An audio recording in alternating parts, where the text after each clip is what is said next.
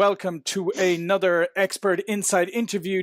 My name is John Golden from SalesPOP Online Sales Magazine and Pipeliner CRM. And today I am joined by Richie Contartesi. How are you doing, Richie? I am doing excellent. Thank you for asking. And yourself? Oh, fantastic. And Richie is the author of the best-selling book, In Spite of the Odds. And he has had an amazing, an amazing life and one full of demonstrating how if you set your mind to goals and really can build your own motivation, your own self-confidence, how you can, as his book says, how you can be successful in spite of the odds. So, Richie, starting off with your story, I mean, your story starts off a lot with this goal of playing for Ole Miss, right? So Absolutely. Yep. So why was that so important to you, and why did you not give up on that dream even when there were all these obstacles put in front of you? Yeah, absolutely. So growing up as a kid, things weren't very easy when I was growing up, and my parents got divorced. I failed fifth grade, and I really hit rock bottom. And I almost actually made one of the worst decisions of my life by taking it.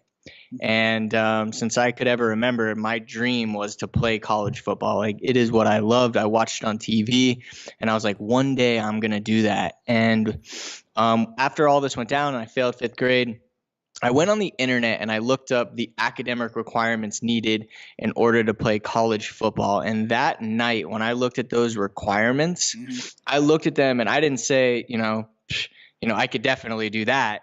But when I looked at them, what I did say is, you know what, maybe this is possible. And at that moment, I literally wrote down the requirements and circled what I needed.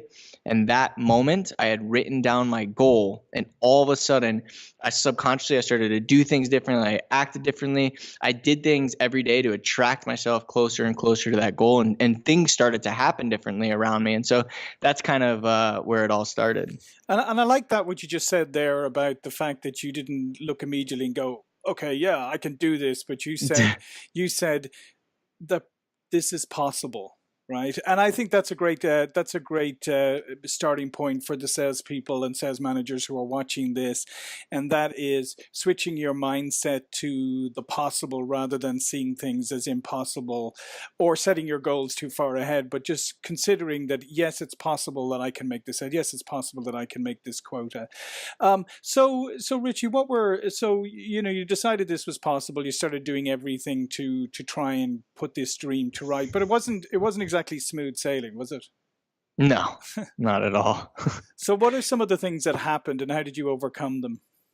Yeah. So, I mean, okay. So even starting younger on, right? So I'll start just with Little League and always being the smallest guy in the field, number one, but just having this delusional mindset where it didn't matter. Like, I saw myself just as big as everybody else. And in high school, my first year at the new school, it was a new high school. We went 0-10. And the second year we won 3 games. And my senior year, I was like, I was keeping up stats with all these bigger guys. But my senior year, boom, I broke my ankle. And so all these kind of even small schools that I was looking at, boom, out the window. So I ended up going to Jacksonville University. It's a non-Division I, no athletic scholarships, only opportunity that I had. And so my first year there, I was redshirted. They didn't think I was good enough to play. And then I go home from Christmas break, and this one coach that gave me a chance was fired. And so I come back, and a new head coach, he took one look at my 5'7", 150 pounds, and he said that they were going to go into a different direction. And so basically I was cut from the team. And go ahead. Yeah, so I was going to ask you, right, okay, so everything here is, for most people, everything that's happening here is telling you, Richie, this ain't going to happen, right? The universe is sending you all of these messages. So how did you manage to, for a lot of people, they would have said, okay, the universe or whatever is telling me to do something else. How did you take all of this and say, okay, all of these obstacles are in front of me, all of these setbacks, but I'm still going to pursue my goal? Yeah, I think it's all mindset, literally just always having this. And it's a delusional mindset that regardless of all these people telling me that I can't do this, regardless of sometimes me telling myself I couldn't do it, I just had this mindset that you know what? I'm just as good as these guys. I can do it. I can figure it out. And this whole, and a lot of people, they live on fate. Like, Mhm. oh, this didn't go in my favor. So, no, that's not how it works. It's taking consistent action and going after what it is that you want. Like the whole fate thing drives me nuts, to be honest. So I don't believe in that. I mean, I do in certain areas, but not when it comes to driving after something you want. Right. Right. Okay. So you said, okay, I'm not going to outsource my future to fate. I'm going to continue on. So, how did you end up at Ole Miss then? Yeah. So okay. So after I got kicked off the team at Jacksonville University. There was a coach that I started working with when I was 12 years old. I broke my arm, and I began building a relationship with him. And this is huge, obviously, in life and in Yeah. sales. It's all about relationships. I started building a relationship with him when I was 12, and during this training period, and after I rehabilitated my arm, we went our separate ways. As I was going into my senior year of high school, I was walking up the steps, and I got walk into the film room, and there was a new coach drawing plays before, a coach that I'd never seen before, and it was Kyle Strongen. It was the same trainer that I had met when I was 12, and just like that, he was a new coach on our team, and we started building that relationship. And he saw, how I handled adversity when I broke my ankle, and my leadership and my character. And when I got kicked out of Jacksonville University, or kicked off the team, I found out that Kyle Strongen had received an internship at Ole Miss. And so I reached out to him, and he said to me, Richie, if there was one person that I would help get on this football team, it was you. And it wasn't because of my size or my talent or anything like that. It was really because of my character. And he knew this. And he said to the coaches this that gave me a chance. He said, this guy he's not going to be the biggest or the fastest, but this guy will make everybody around him better. He'll make this team better. You got to give him a chance. And so they gave me a 1 hour tryout. Wow. And just before we go to that tryout, okay, as you said, you touched on a couple of key things here. Number one is you built a relationship, and it was back when you were 12, but it was a relationship that paid off way later, right?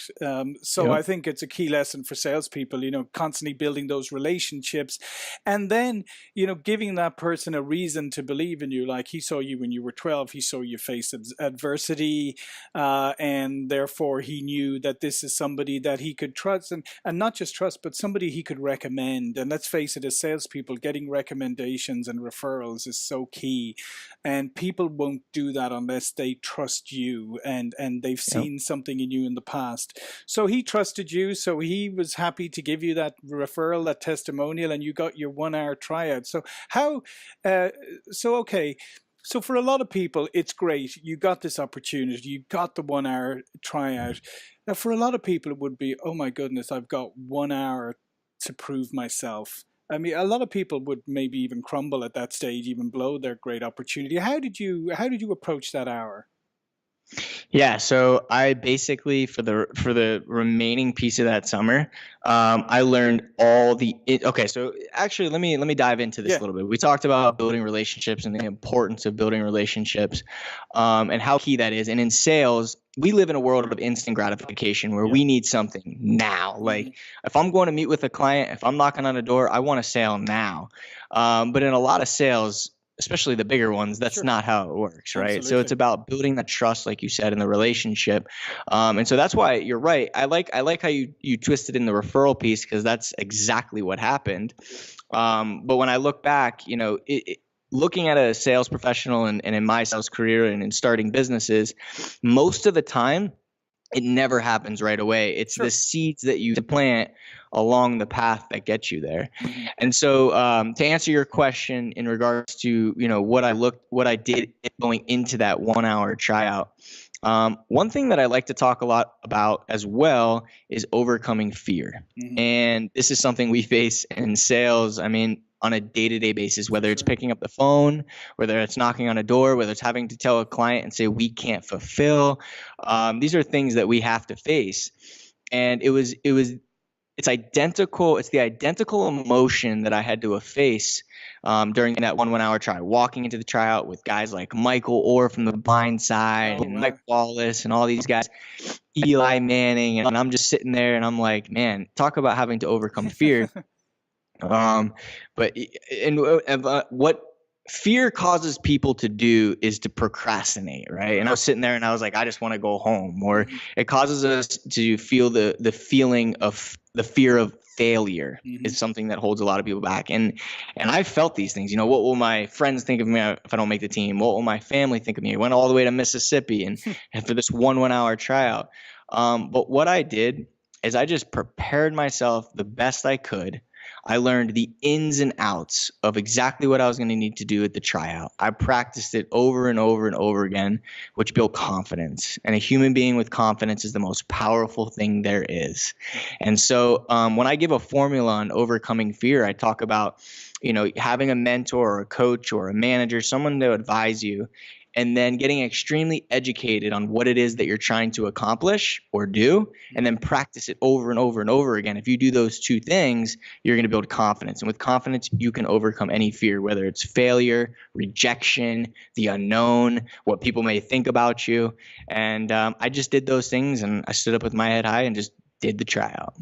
Yeah, and a number of great things that you highlighted there again for salespeople is preparation, right? Being as prepared as you can be, and I think this is something that salespeople, whether they're brand new or whether they're veteran salespeople, it's very easy to skip the preparation piece because you're constantly moving from one appointment to another, or trying to service the customer you sold last month. But preparation and then the practice piece. It's funny. As professionals in work environment, you often find that once people have been doing their job for a while, or sometimes even at the beginning, they don't practice a lot. They just kind of do it and then go home, right? They probably practice their golf swing at the weekend more than they practice their job, right? Especially in sales, like role playing and all of that. But those ideas of practicing and being prepared, overcoming fear is fantastic messages. So what happened at this 1 hour? So how did it all transpire in the end? Yeah, so I went out there, I did my absolute best, and I did really well. I did really well, and I was super excited, and I left the tryout, and I was just waiting for a call from Kyle, waiting for a call. Finally, my phone rings, and it's Kyle, and so I pick up the phone, and he says to me, "You want the good news first or the bad news?" I was like, "Just give me the bad news, get it over with." And he goes, "You didn't make the team." And I almost passed out. And he goes, "You didn't make the team, but the coaches have decided that they're going to extend you a 1 week tryout. They're going to extend you a 1 week tryout to prove to the coaches that you could take the hits that you're about to take on the practice squad." And it goes a lot back to having a mentor, and because Kyle was my mentor, and he went to the coaches and he went to bat for me. Right. He said, "I know this guy's small, he's little, he doesn't look like he belongs, but give this guy a chance. I'm telling you, it's the intangibles that he can bring to the table. It's not his size and all that, right?" Yeah. And so they decided to give me they extended me a 1 week tryout. Which is, again, a great lesson. And okay, so you didn't close the deal in the first hour, but you got a really good advance where you got a week long trial. So it's again that thing of always looking for some way of progressing things forward, even if you don't get exactly what you want right away, and then grabbing that opportunity. So the 1 week trial came up and you grabbed that opportunity with open arms, right? Oh, I absolutely did. I was so excited. The next day I walk into the locker room. Everybody else had a plated locker on their locker. For me, I literally had a piece of tape with my name on it and some oversized pads, right. Like not pads that fit me. Yeah, but I was excited. Yeah, and then just tell the rest of the story. What happened to you at Ole Miss then? Yeah, so basically that, I went out there, that tryout, and really the difference between me and all the other guys, we used to do these tackling drills, and the difference really was this: I wanted it more than everybody else, and the coaches saw it. Dirtiest uniform on the field, hardest worker, running from drill to drill.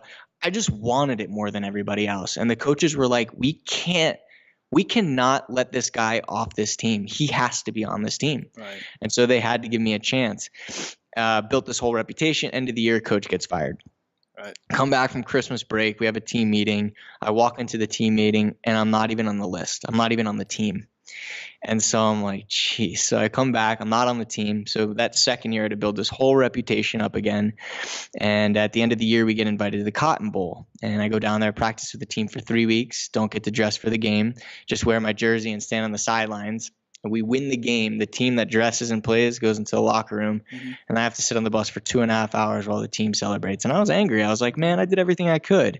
So I set some goals for myself. And I said, my third year, I'm never going to let this happen again. And going into that year, things were positive, but new recruits came in because I was a walk-on. I was right back on the practice squad again.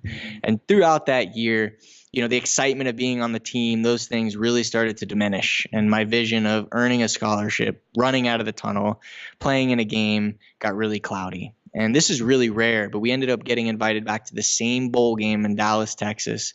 Same deal. Went down there, practiced with the team, didn't dress, didn't play, had to sit on the bus. And at that point in time, I came to a conclusion that I was going to quit because I was never going to play. It was out to lunch at this point.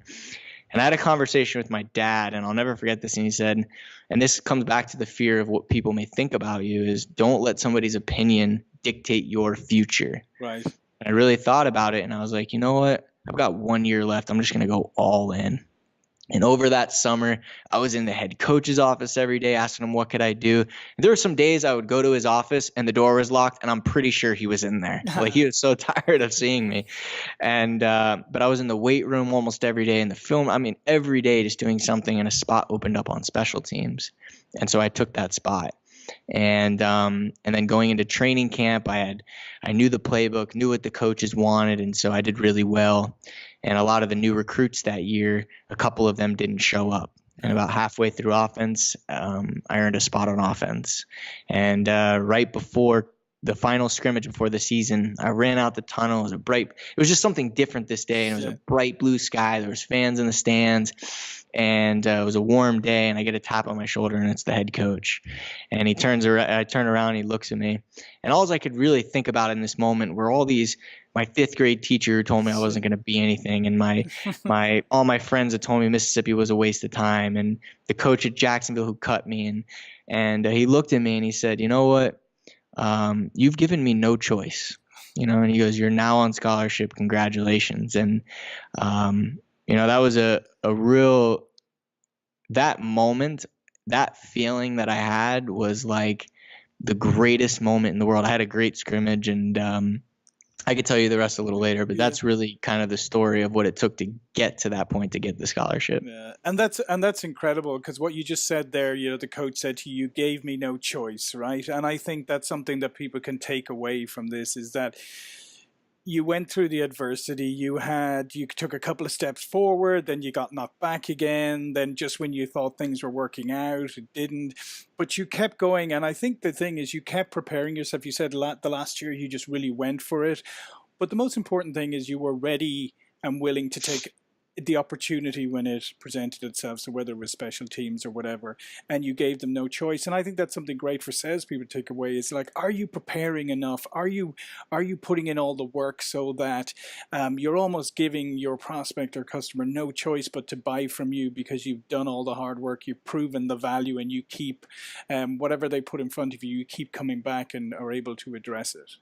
Yeah, and they said, I learned this from my dad. He said the definition of luck is when preparedness meets opportunity. Right. And in sales, we talked about this. Things aren't going to happen right away, but if you consistently stay with it and stay prepared, there's going to be an opportunity. It's just a matter of time. It will happen.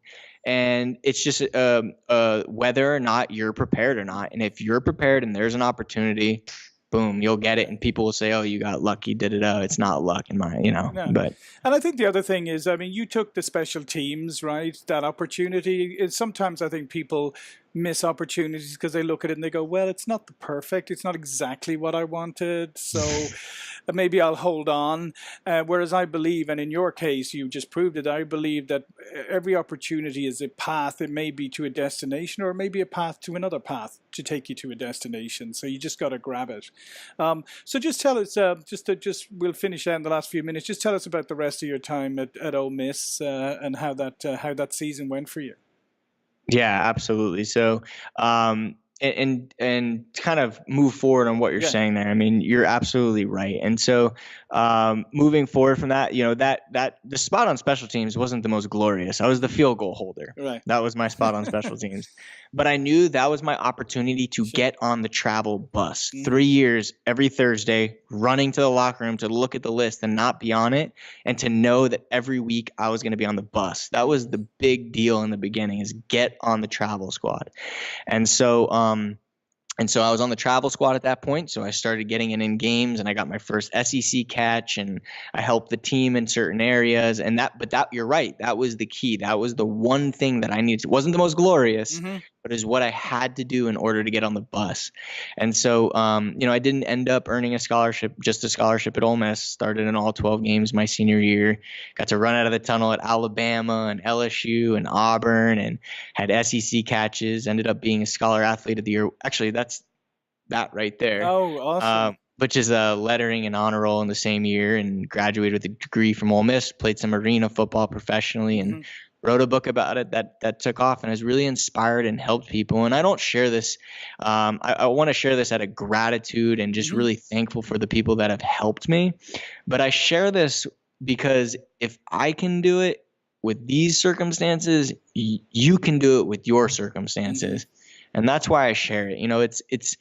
It's not easy, no instant gratification. Things take time, but if you follow the path, you build relationships, you overcome fear, you persist, and you write down your goals, then at least you can say it's possible.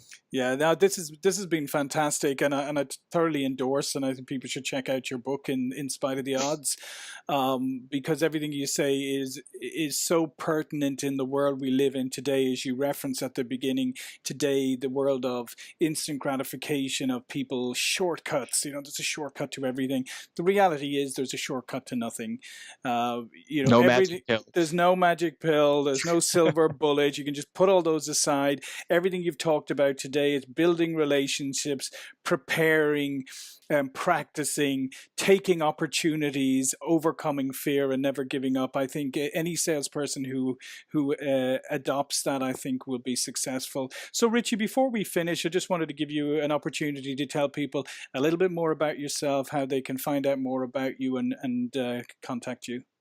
Yeah, absolutely. So at this point in time, I do quite a bit of traveling. I travel the country, conferences, corporate events.